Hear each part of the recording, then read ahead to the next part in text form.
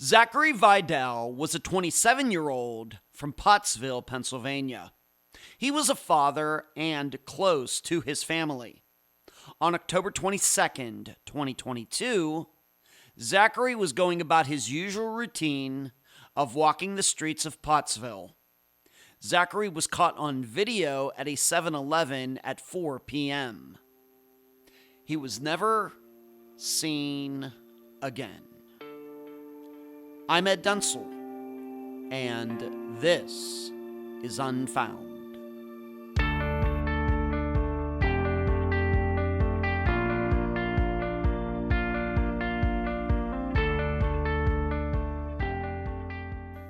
Are you familiar with the saying, be the star of your own life? What this idea seems to mean is your life is a movie, you are the protagonist, you are the hero, you control your destiny. It's a mindset, an attitude. But in fact, with today's technology, the average person can literally be a star on Facebook, TikTok, YouTube, Instagram, wherever. Yet, no one should ever want to be in the quote-unquote movies we review on Unfound. Brian Schaefer, Rashawn Francis, Brandy Wells, Kyle Fleischman, Betty Topfer, Michaela Bally. They are all video stars. They are all still missing.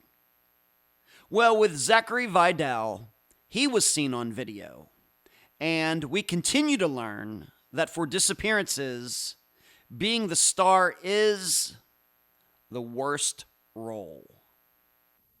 And now a summary of the case.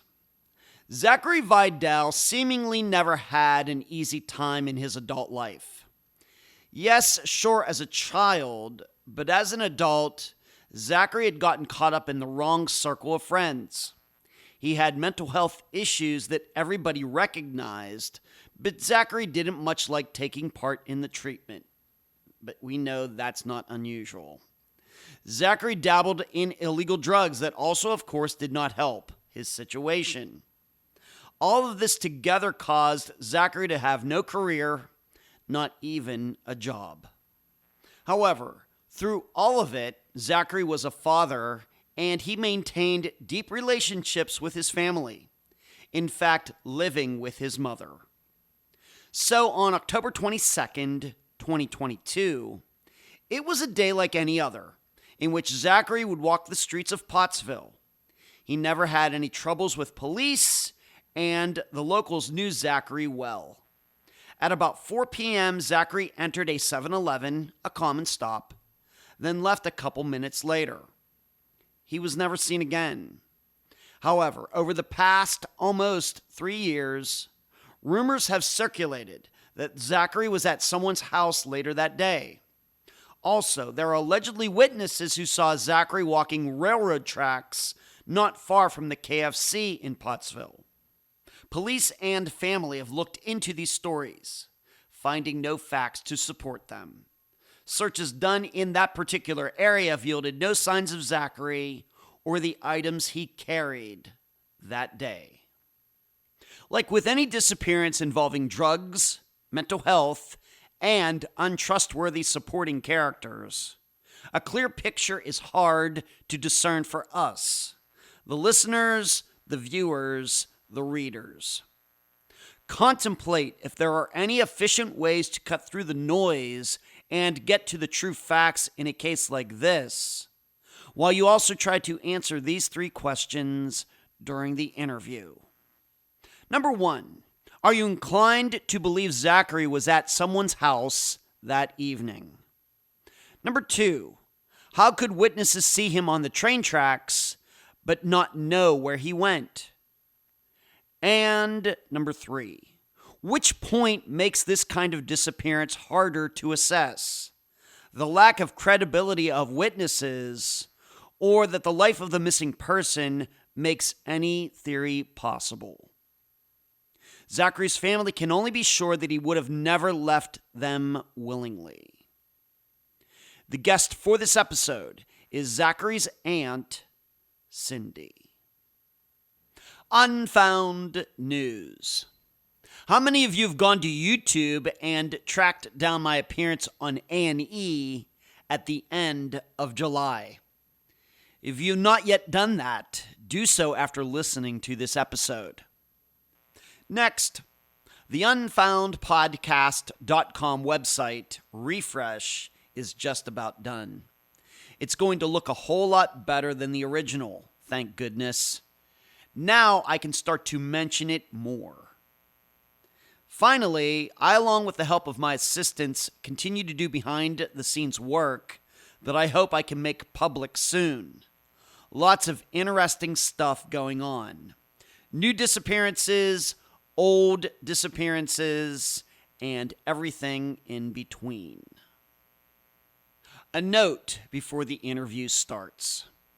This is a very emotional interview. Cindy manages to keep it together, but it is not easy for her. I appreciate her courage in getting through what was a very difficult conversation. I'm so happy to have on this episode of Unfound the aunt of Zachary Vidal, Cindy. Cindy, welcome to Unfound. Thank you for having me. You're very welcome. Let's just start here. You are his aunt. You are in the Vidal family. Let's just talk about Zach and the Vidal family. What can you say about the family as a whole? How exactly are you related to Zach? Maybe we'll start there. I am Zachary's aunt. We are a very close family. And my nephew has been missing since October 22nd of 2022 from the Pottsville, Pennsylvania area. That's in Schuylkill County. Mm-hmm. So are you his mother's sister or his father's sister? How are you his aunt? I'm his mother's sister. Mother's sister. Okay.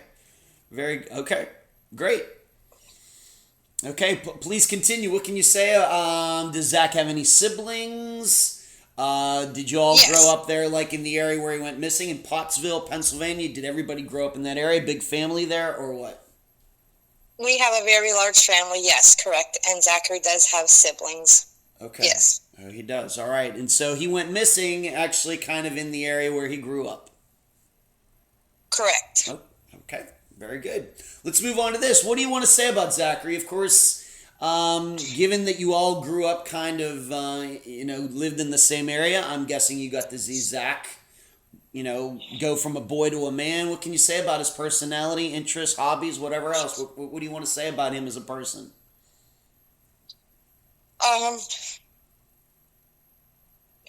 Zachary is a very sweet young man, very outgoing, non-confrontational individual, just a happy-go-lucky young man. He loves sports. He loves Philadelphia Eagles. He loves music. He loves music. He likes to play the guitar, which he's very, very good at. Very, very, very, very sweet boy. Yeah.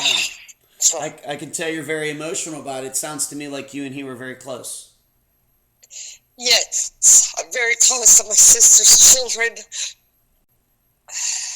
This is very, very, very, very hard on me and my entire family. Not knowing where your loved one is not something I wish anyone. I apologize. I'm really trying to hold myself together, but it's just not easy to do. You go out every chance you can get to look and search for Zachary, and then when you come up empty, it just makes it just even worse. I have a few search groups for Zachary on social media. I'm on there every day begging the public to help me find him and bring him home to his mom and my entire family. But it just feels like people are starting to back off of it because time has lapsed. And I don't want that for Zachary or anyone that's missing. Right. Right, we're coming up on 3 years. Of course, he went missing in October of 2022. We're doing this interview on August 2nd of 2025. Right. So maybe let's just talk about you and Zachary. When, of course, like you said, he had other siblings. We don't need to talk about them. But, you saw him growing up and, what kind of, were you like a second mother to him, or how would you explain it? Yes, because I'm very close with my sister and my brother, so all of our children are, they're just like all of ours. So it's my relationship with my nephews and my niece are very strong. And this is hard. It hits very, very hard, very deep, very, very deep. Right. Well, let's just move on. Let's move on to this. Regarding Zachary, did he have a girlfriend? Did he have any kids? What was he doing in his social life there in 2022? How was that all going for him? Zachary does have a child. He does. I do not want to discuss. Okay. Discuss that. All right. So he was a father. Totally fine. So he was a father. And let's just move on to this. What was he doing there in 2022? What was his living situation? Was he living at home? What was he doing? Zachary lived with his mother. And initially, when the reports first came out, when Zachary was missing, it stated that he was homeless. That is not true. Okay. Zachary was not homeless. But he was speaking and hanging around with homeless people within the Pottsville area. One individual I know for a fact that Zachary was associating himself with, and that is the individual that told me to my face that my nephew was laying under a pile of leaves. Mm-hmm. Okay. So he was living at this. The report out there that he was homeless, not true. He was living at home with his mother, and everything was fine. Correct. Okay. He was living with his mom. Yes. Okay. Now I've read that he had been struggling. We don't have to go too deep into it, but I think it's important to understand it. That he was struggling with some mental health issues.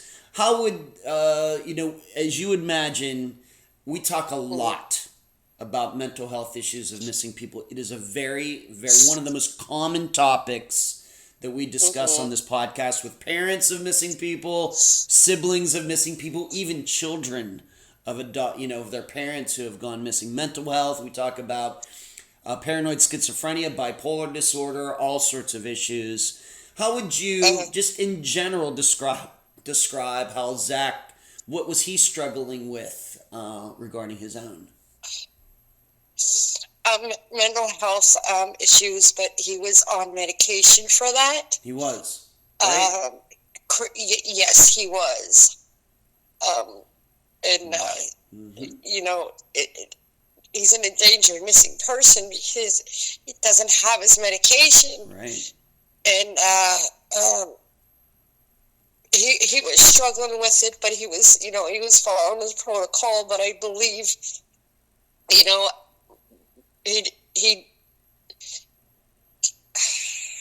I'll make it easy. I'll just ask the questions, and that's fine. I realize it's a very emotional interview for you today. I'm going to try to make it as easy on you as possible. In your opinion, your experience, how would his struggles with mental health reveal themselves? Like, was he paranoid? Was he bipolar? How would you explain it in a few simple words? I mean, anybody that's suffering that can develop paranoia. It happens, yes. Yeah. But if you're taking your medication and following your care plan, it works itself out.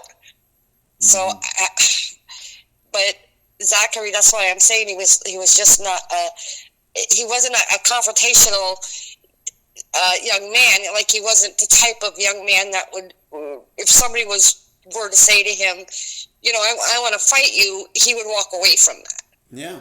Okay. Like, he's just not the type of kid that would walk up to somebody and say, do you want to fight me? Or anything. He just wasn't that type of kid. He was a very, very, very nice young man. Okay. Would you say that he was consistent? You said about his medication. Would you say that he was consistent in taking it as far as you could tell? As far as I know of, that he was, but he may have, you know, missed a dose or two at the, you know, right before he went missing. I can't, you know, confirm any of that. I don't, you know, want to. Because I'm sure even outside of Zach, I mean, we're all adults here, and we know that it's very common. Millions and millions of people have to take some sort of medication. There's no judgment there, but we also know that there's a lot of people out there who get to the point where they think they don't have to take their medication anymore. They think that they can live without it. Very common. And I'm just wondering if Zachary was one of those people. What do you think he was or not? I can't answer that. I don't know. Okay, very good. That's all. We'll discuss that. How about addiction? You know, I've read, once again, I don't know Zachary personally, but of course, you've been doing a lot. I've been following everything that you've been doing, Cindy, and I think you've been doing a spectacular job. But I do know that addiction, you're welcome. And I realize that addiction was part of his life. How long had he been struggling with that? Did he ever try to go to rehab? What can you say about that? See, I don't know. So, I mean, he liked his alcohol. I mean, he did drink. Yeah. He had struggled in the past, you know, with certain things, but I don't know. And I don't want to dig into, you know, into that. Okay. That's totally fine. All right. Let's just move on to this. How much interaction did you have with Zachary in 2022 before he went missing? Did you see him every day? Maybe talk to him once a week? How much interaction did you have? I did not see Zachary every day. I did see him a couple times a week. If I was driving somewhere and he'd wave to me, and I actually just posted a picture of the last place that I seen my nephew at, and I have to drive past that place every day. And sometimes when I do drive past, I wave when I'm going up the hill. Yeah. When you two would encounter each other, what did you two usually like to talk about? The weather, stuff on TV, what's going on in the news. What did you two like to talk about when you'd run into each other? Animals. Animals, really? Yes. Okay, tell me, let's hear a little bit more about that. What kind, dogs or cows or what? Dogs and cats. I had worked at an animal shelter for many years, and good for you. Zachary, yeah. So you talk about dogs and cats. He loved his animals. He did. Yes, he does. I should say He does. He does. He does. Yes, all right. So you talk to animals. Okay. All right. Yeah. That's he would say to me, "Lulu, are you still at the animal shelter?" I'd say, "No, honey, I'm no longer there." And he'd say, "Well, you just have to save them all. Do me that favor, just save them all." Uh-huh. So I had gone down to, I went out of the area, my area, and I went down and I adopted an older cat out of an animal shelter. And I named that cat Ziggy. Wow. That's what I call Zachary. Oh, that was and your then I nickname. sponsored. Okay. Yeah. So I sponsored another animal in honor of Zachary. So if that animal adoption fee is paid for, and the animal got home. That's Two awesome. of them. Did I have to ask, did Zachary ever come by the shelter to visit you? Like, I know that people can volunteer, like, to go down and walk the animals. Did you ever stop down there and hang out? He has, yes. You did. He did. Very neat. Neat. That's a really good story. Thank you for sharing that.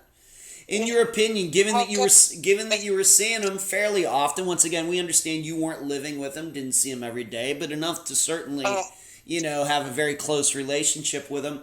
Would you say that 2022 was a very good year for him? What you understand, or did you think that was kind of a down year, kind of an up year, the way you think about that year, as best as you could tell? Well, it's definitely a down year because he's not here. Well, I guess I mean, I know what you're trying to... Leading up to his disappearance, because when we have covered a lot of people who seem to be like Zachary, struggling with the same things, that they say, 2019 was a good year, 2020 was a bad year, 2021 was a little better year. Where would you put 2022 up until October for Zachary? I would say maybe the same.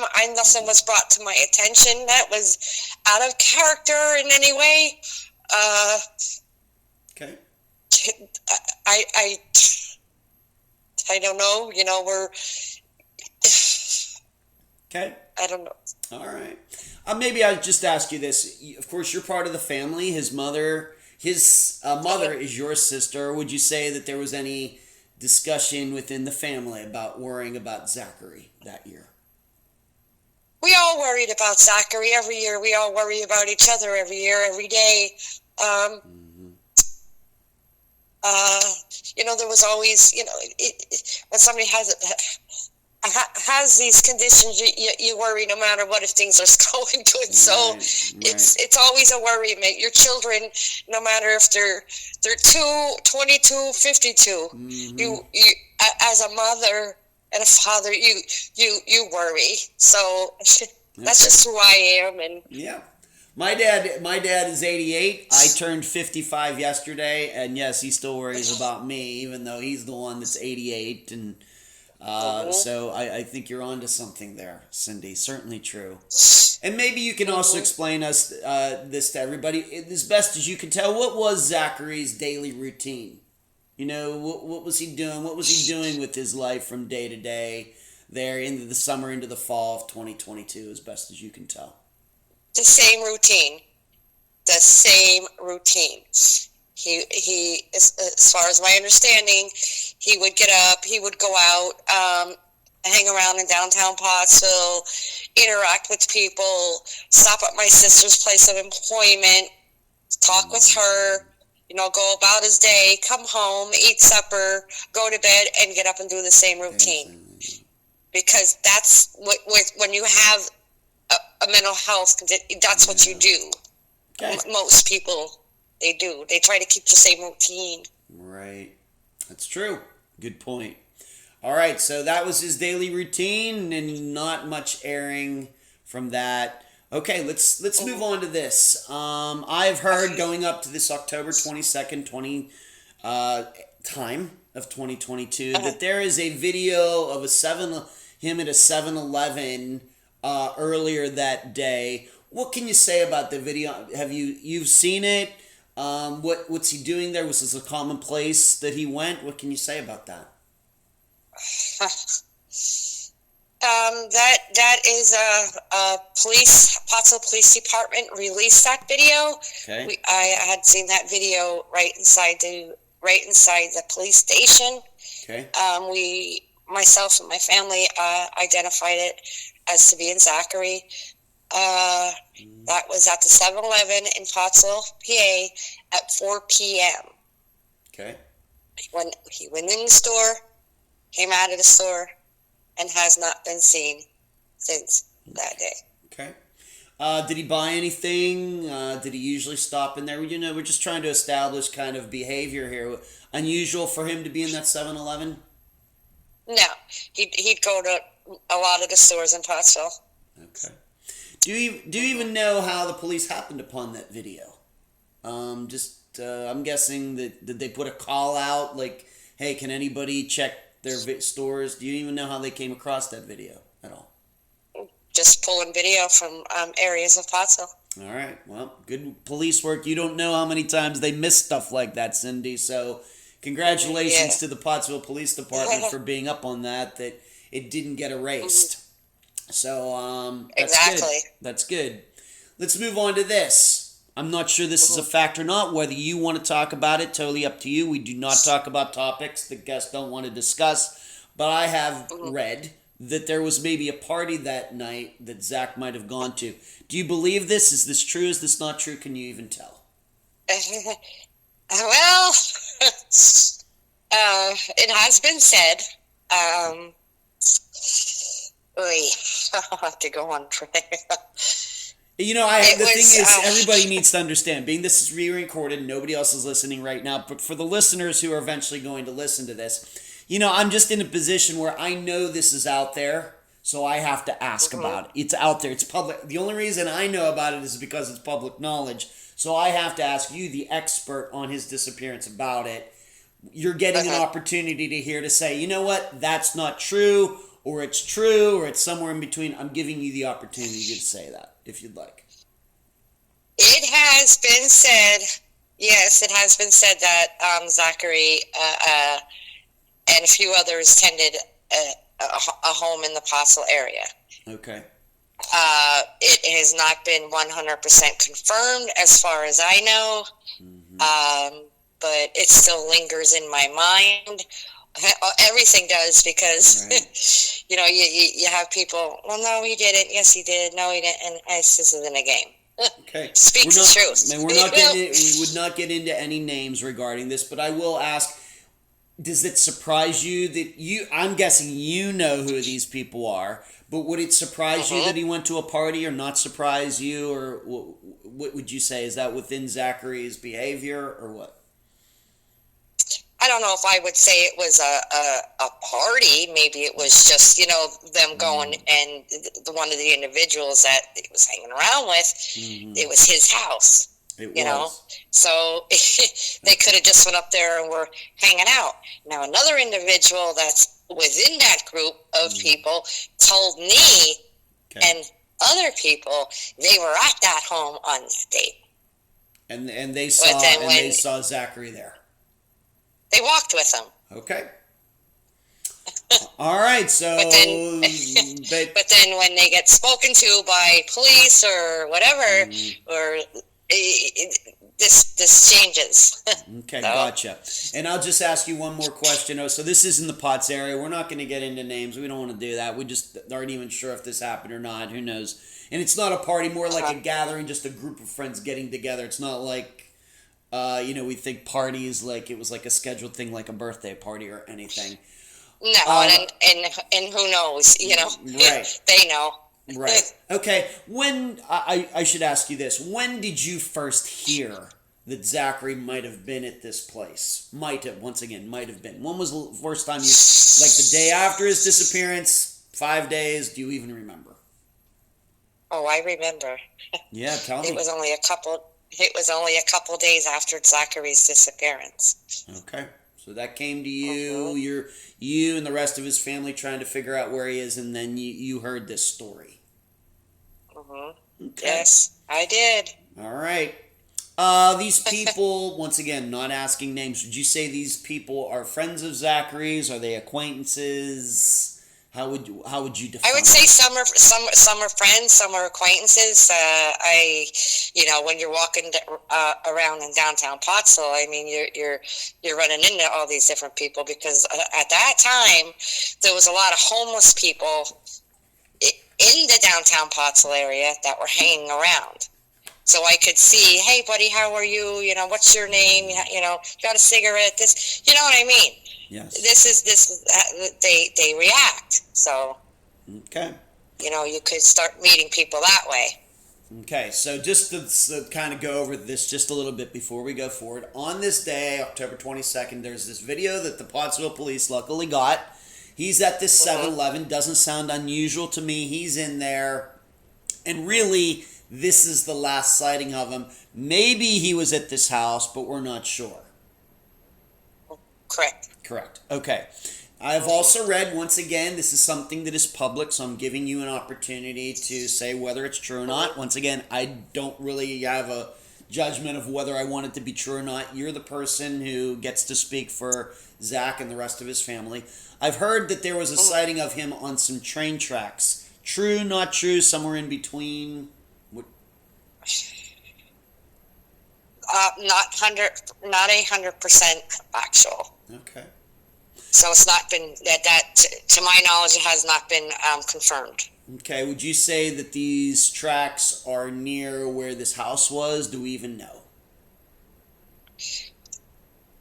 The tracks are,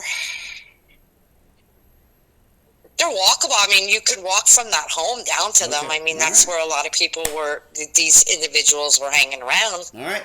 In all those areas. So, yes, I all right. That's all I'm asking. So, conceivably, these train tracks, of course, the middle of Pennsylvania is full of train tracks. But these particular ones, somewhat close to where he might have been at this house.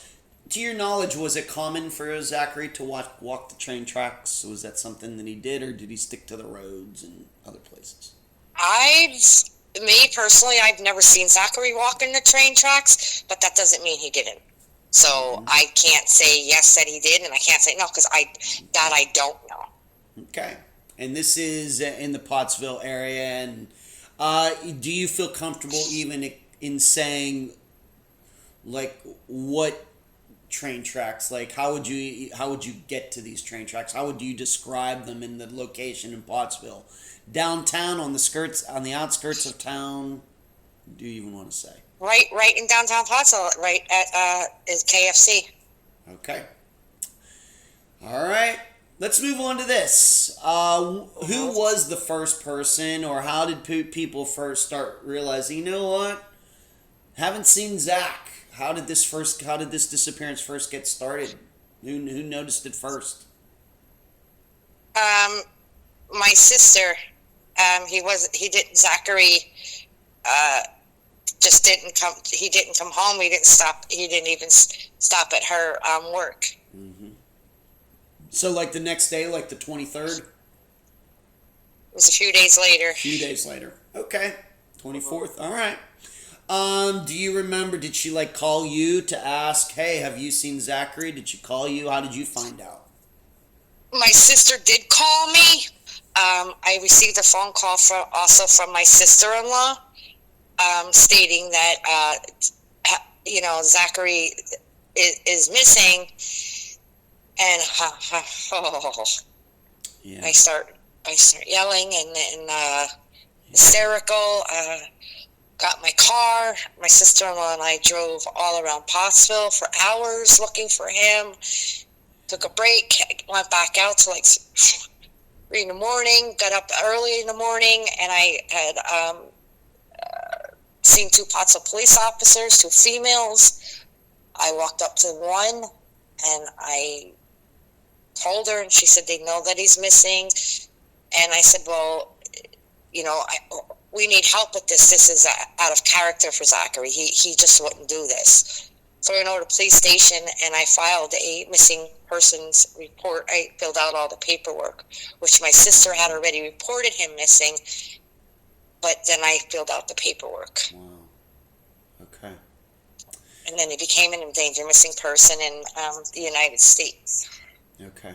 And of course, you gave them his picture and his how tall he is and how much he weighs. I had to sit there and I had to sit in the police station and actually I had to give them a picture. I had to email them it while I was sitting there.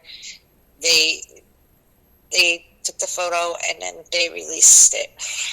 Okay.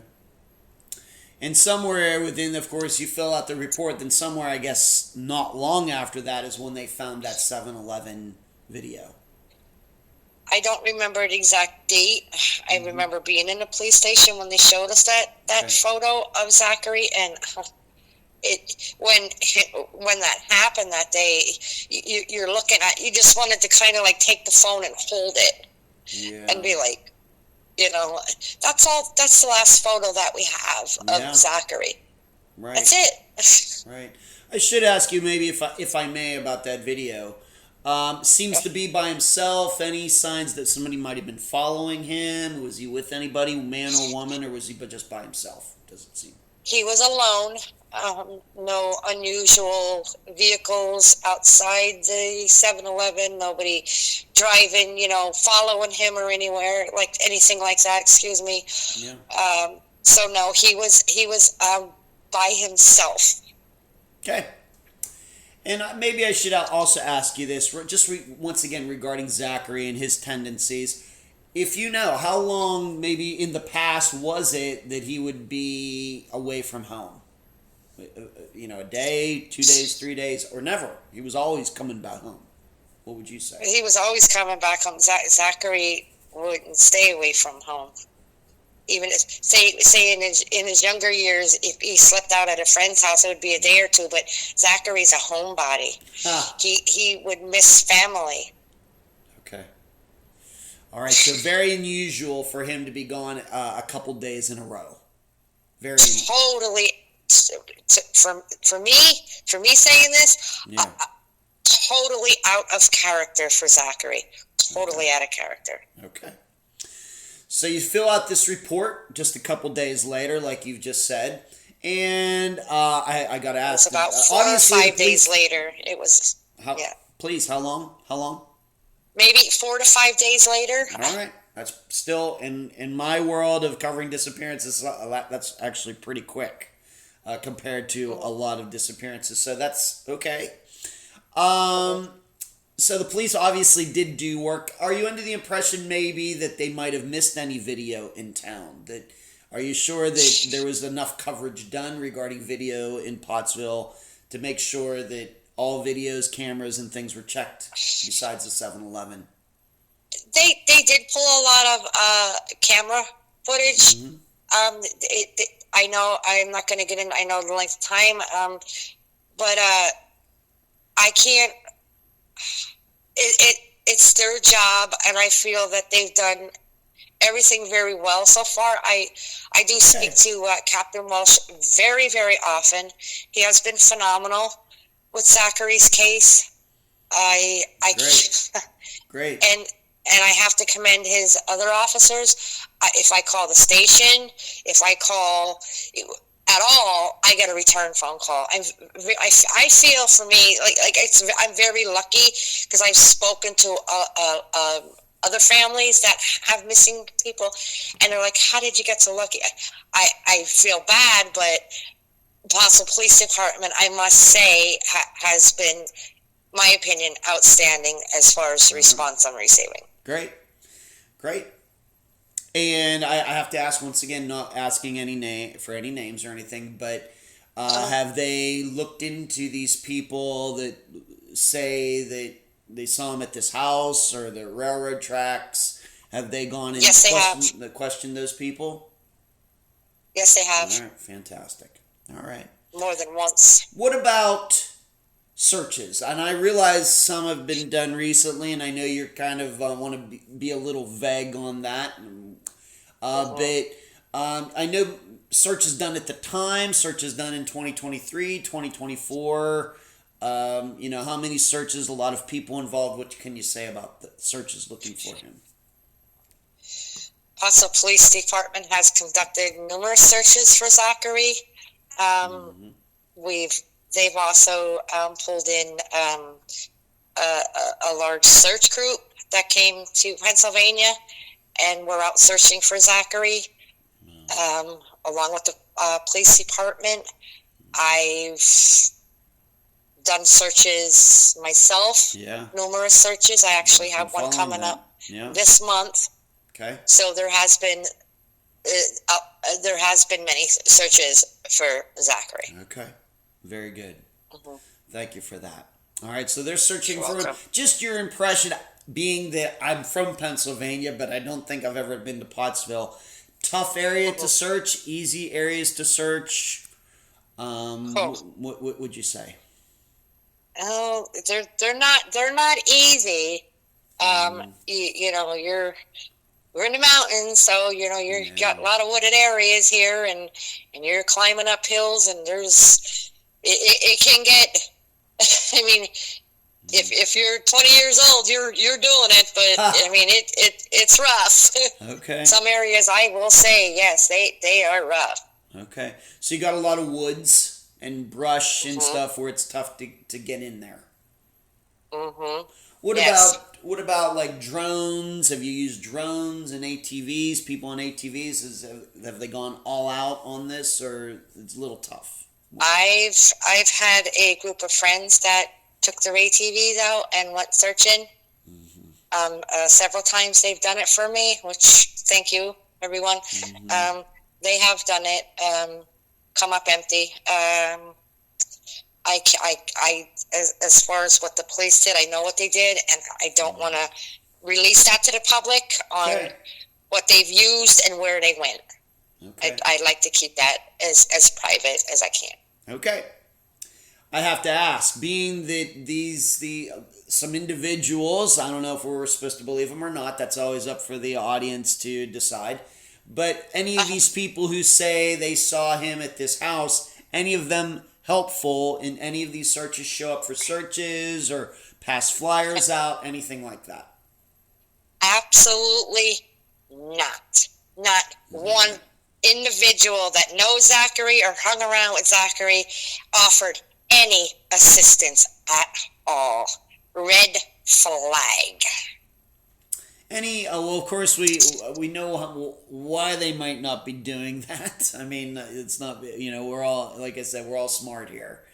But have you ever, I have to ask, have you ever spoken to even one of them one-on-one about this, and have you ever gotten an explanation? Yes, I have. One sticks out. Okay. And One individual sticks out. He sticks out pretty good. All right. Any explanation as to, why he or she did, is not helping? Any Well, I think he's a liar. Okay. Well, I'm not looking to implicate him in the disappearance necessarily. I'm just asking, being that these people knew Zachary, I just wonder if anybody ever asked him, why aren't you taking part in searching for him? Have they ever said, well, we're too busy, we're doing this, we're doing that? Any explanation why they haven't helped? they don't care. They don't care. Okay. If they cared, they'd be offering to help. Yeah. The one individual said to me, he's laying under a pile of leaves. And I said to this individual, I said, well, where might that pile of leaves be? Well, I feel like you're coming at me. Well, I'm not coming at you, young man. I want to know where my nephew is. And if you can answer that, please tell me. I'm not asking what happened. I'm asking, where is my nephew? Right. You're the one that, he or she is the one that brought it up. What pile of leaves? Point me to that pile of leaves, please. Right, and then I said to him, I said, well, there's a $6,000 reward, and there's also rewards through Pennsylvania Crime Stoppers. You can remain anonymous. Call it in. If you know the location of Zachary or anything, call it in. He said, you know what? He said, maybe one day I will. He said, and I'll go sing like a canary. Really? I said, go sing now.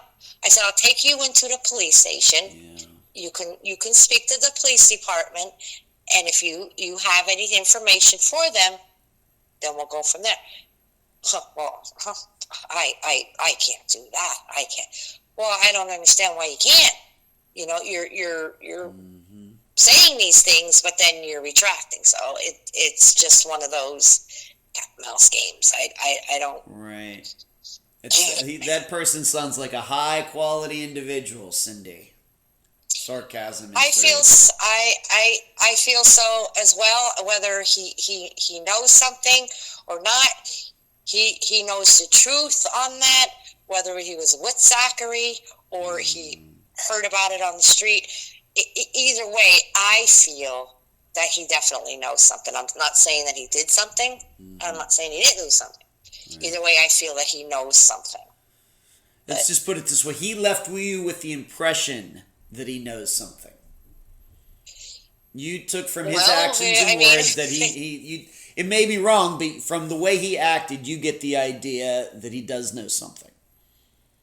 I've spoke to him several times, and I just feel that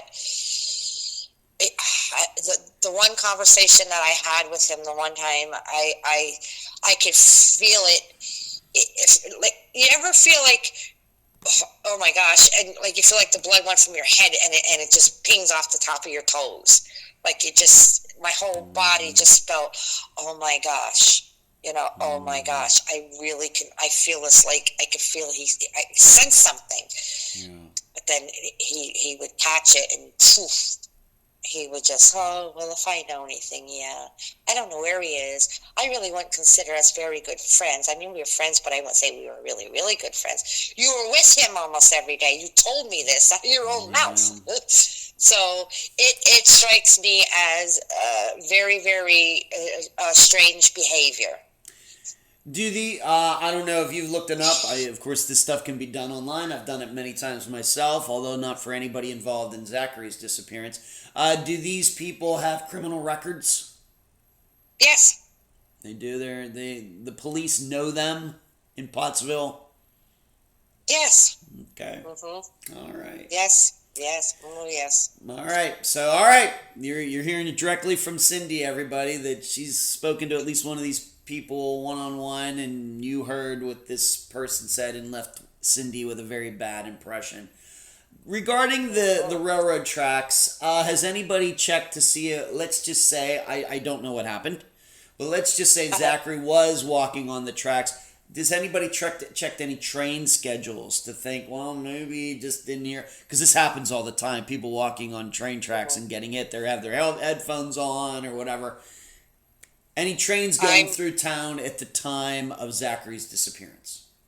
I didn't check it, so that would be on the Pottsville Police Department. So I'm sure Captain Welsh, covered his tracks with all that kind of information. So okay, it's just something that comes to mind. Like I said, you Google it probably once a month here in the United States. Somebody's getting hit by a train by accident.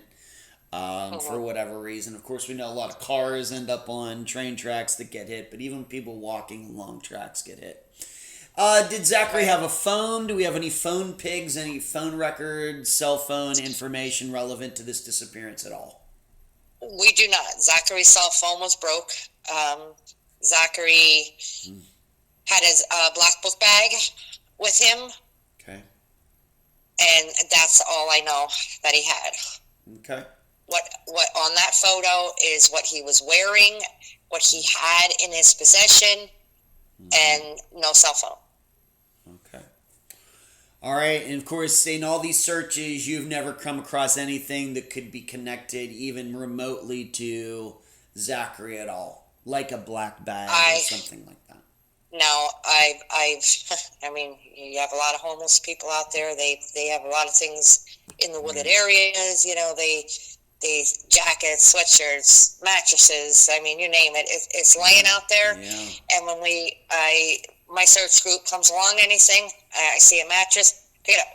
I see a sweatshirt, pick it up. So we go through things. When we see, we just put them back down. So as far as anything connected to Zachary, no. Okay. Regarding, of course, we have these people that seemingly were around Zachary and might know something. What about the more general, like you said, homeless population that surely had nothing to do with this disappearance? Are they like keeping their eyes open for anything? Have you spoken to them? Has that group been helpful? I watch who I speak to for my own safety. Yeah. Just the individuals that Zachary was hanging around with at the time, not helpful. So that other department is for the Pottsville Police Department to handle. So. Okay. Now, I will ask you this. This did come up recently in another disappearance of Anthony Reyes, a guy who also, kind of like Zachary, struggling with, things. But he would go for walks, and sometimes, frankly, the police would have to go and get him.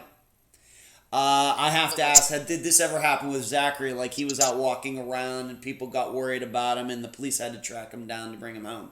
Anything like that ever happened with him? No. Never. I mean, if anything like that, maybe they've given him a ride home. I don't know, so I can't answer that. As far as I know, no, we've never reported Zachary missing. No, Okay. This is the first time. Yes. First time. So he would always come home voluntarily, just go out, do whatever he's doing, and then he'd come back to his mother's house, and he would see his mother, and he'd sleep there, and then the next day he'd just go out, and once again, eventually do the same voluntarily thing. Yep. come back in. Okay. Correct. Regarding these searches, I know you've done some here in 2025. How is the attendance been? And if you do have any future ones coming up, maybe you want to talk about that. If anybody in that area of Pennsylvania wants to get involved, what are your future plans regarding searches for Zachary? Okay, I have a search coming up August 16th at 10 a.m. And I know, like I said, but time has lapsed, so people aren't coming to searches. Yeah. They don't. They'll say they're going to show up. They don't. No, I have about 5 people that usually come for me, but I need people. Yeah. I need people on the ground. I need people to be Zachary's voice. Yeah. I need help. If there's a group out there listening to this, please come. Please come help me bring my nephew home. I've reached out to numerous search groups. They call me back, but they don't come. They don't show up. This is heartbreaking. I need help to bring my nephew home. This is a fight that honestly I could say I can't do it alone. Nobody can. I need people to help. Nobody can. Yeah. Nobody can. I just wish that I could have that big day, a big response. So Zachary knows. He knows that we're out there looking for him and we'll bring him home. We need closure. I mean, every family needs closure.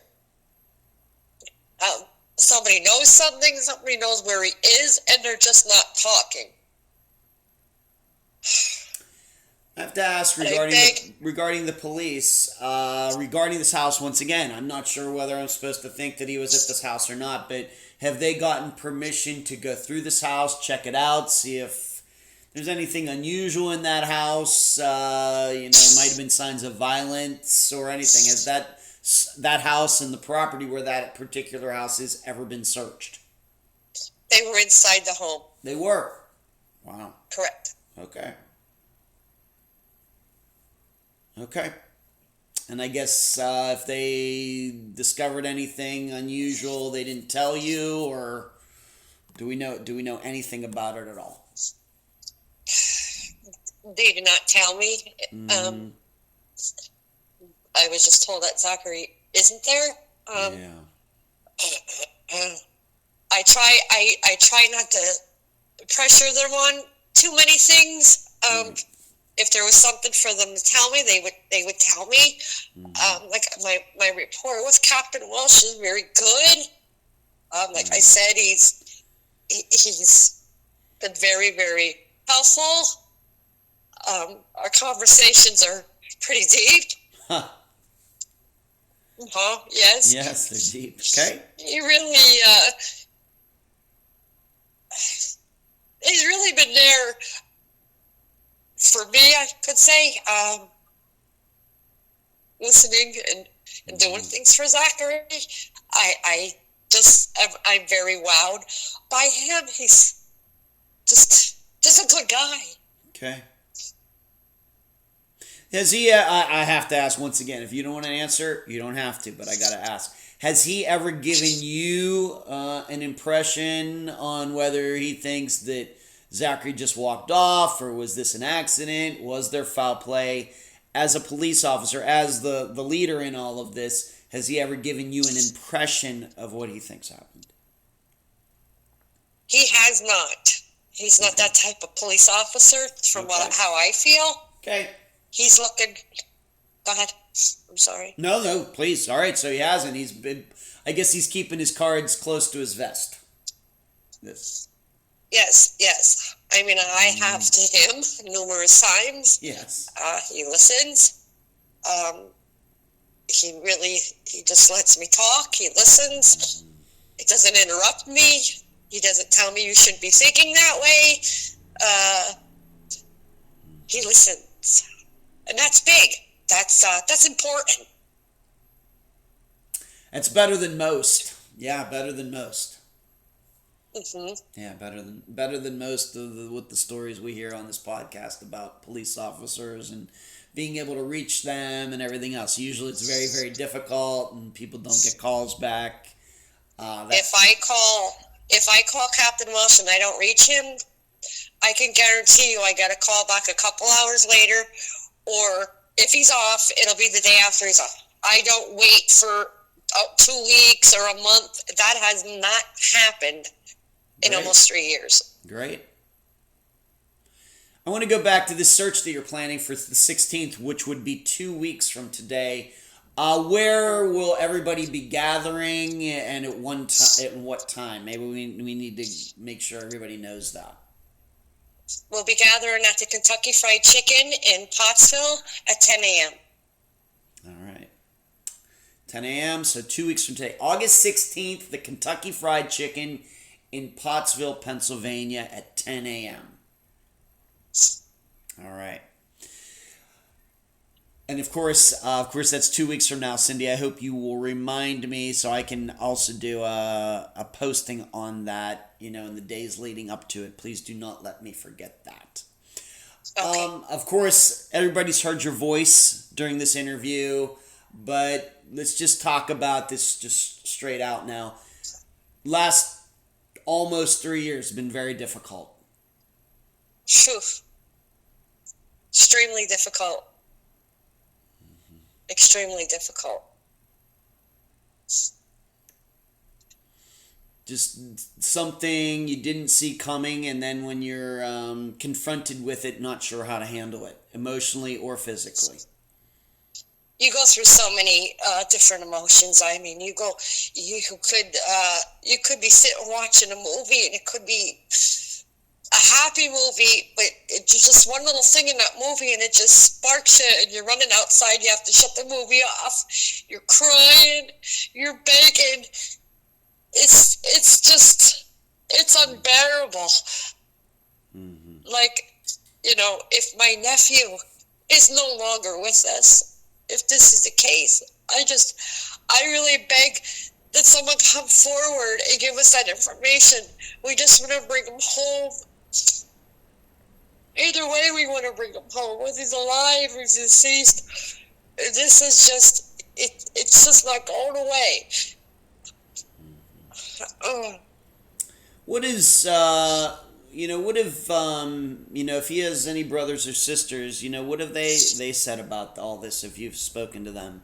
What have they said about They're a mess. They're a mess. They want their brother home. They're a mess. Okay. My nephews have gone out searching with me. And, I mean, it broke my heart the one day to sit in my car and watch one of the children while my nephews are going through the wooded area searching for their brother. Oh, it just devastated me to see these boys searching through woods to find their missing brother. That was awful. Awful. They're destroyed messages. Melted me that day. Melted me.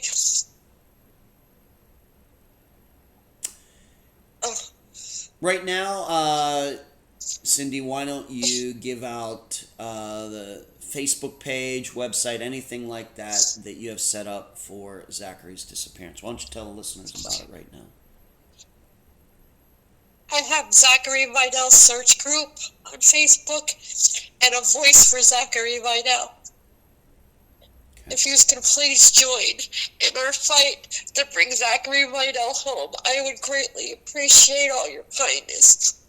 Please get a hold of Aunt Lulu. I'm searching for you, and I'm going to bring you home. It's a fight, but you are not forgotten. And all the individuals that are listening, please understand our pain and help us bring this boy home to his mother and his siblings and to all my family. This is what we want, to bring Zachary home. Cindy, thank you for appearing on this episode of Unfound. Thank you. You're welcome. And that was my August 2nd, 2025 interview with Cindy, aunt of Zachary Vidal. I thank her for joining me and all of you on this episode. I made a map video in which I take a look at the area they've been searching in Pottsville, specifically near the KFC. You can now find my analysis on Unfound's YouTube channel. So, how to assess Zach's disappearance? My general insight on people who go missing like Zach is that on the day of their disappearances, there really wasn't that much different. But because they had been living on the edge for so long, due to choices brought on by drugs, mental health issues, and or shady acquaintances, and or a combination of all of that, on that particular day, the choices with these dangerous subjects that had worked so well before did not work that day. Just a variation of the slightest bit brought about a mystery. The complete opposite of that kind of situation would be the one where the female jogger got attacked and killed in Memphis, Tennessee. Her name was Eliza Fletcher. She wasn't living on the edge at all, although jogging in the morning alone is still not the safest choice. But no drugs, no alcohol, no mental health issues, no questionable behavior like infidelity. Instead, it was someone else, Cleotha Abston, who made a big and different choice that morning. And that was to attack and kill the first woman who came along. If he doesn't show up, Eliza is still alive. Whereas with Zachary and his life, if it hadn't been October 22nd of 2022, it could have been the next day, or a month later, or a year later, and surely all on his own. That doesn't mean that somebody couldn't have killed Zachary. There are no facts to rule that out. However, my insight is that in situations like this, murder is not the most likely theory. It's certainly possible, but I'm certainly not going to think it just because of the guys who were cagey and passive-aggressive when questioned by Cindy. And that brings us to the theme of this episode, and you listening to Cindy be so torn up about what has happened. Being the center of a disappearance is the worst role, but feeling the emotional fallout of it is the toughest one. If you'd like to hear and read more of my in-depth analysis into the disappearance of Zachary Vidal, please go to patreon.com/Unfound Podcast. Sign up and partake in the Unfound blog. Until then, I leave the public theorizing up to you. And that's the program. I'm Ed Dunsel, and you've been listening to Unfound.